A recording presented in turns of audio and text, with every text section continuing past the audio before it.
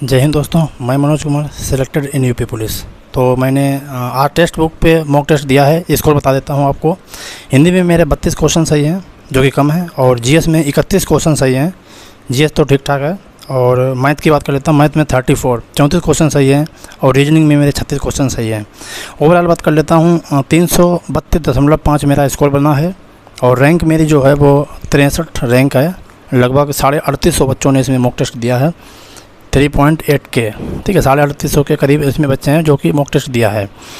तो देखिए इसमें मैं क्या है, यहाँ पे मेरा स्कोर थोड़ा घट रहा है। उसका रीज़न है, मैं यहाँ पढ़ नहीं पा रहा हूँ बिल्कुल, और मॉक का एनालिसिस भी अच्छी तरीके से नहीं कर पा रहा हूँ। समय नहीं मिल रहा है, अंडर ट्रेनिंग में हूँ, आप लोग जानते हैं, और लाइट थोड़ी गड़बड़ है, लगी हुई है।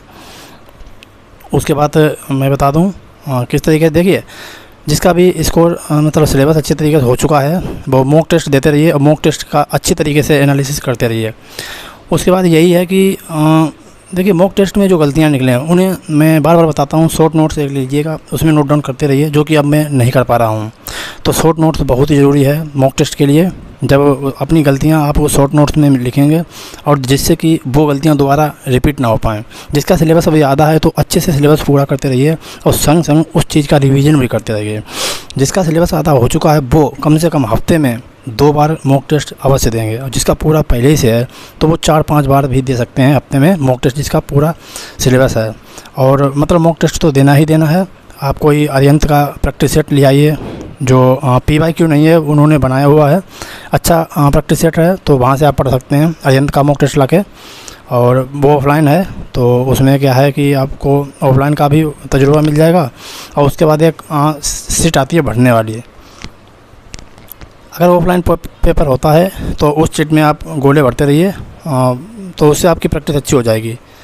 तो यही है कि ज़्यादा से ज़्यादा प्रैक्टिस करते रहिए, और आपके फिंगर टिप्स पे होना चाहिए। और बस यही है कि अगर जब उसका आप पूरा सलूशन कर लेते हो, दोबारा से अच्छे से उन क्वेश्चंस को आप नोट डाउन कर लेते हो, अपनी शॉर्ट नोट्स में नोट डाउन कर लेते हो, तो आपका स्कोर अच्छा हो जाता है।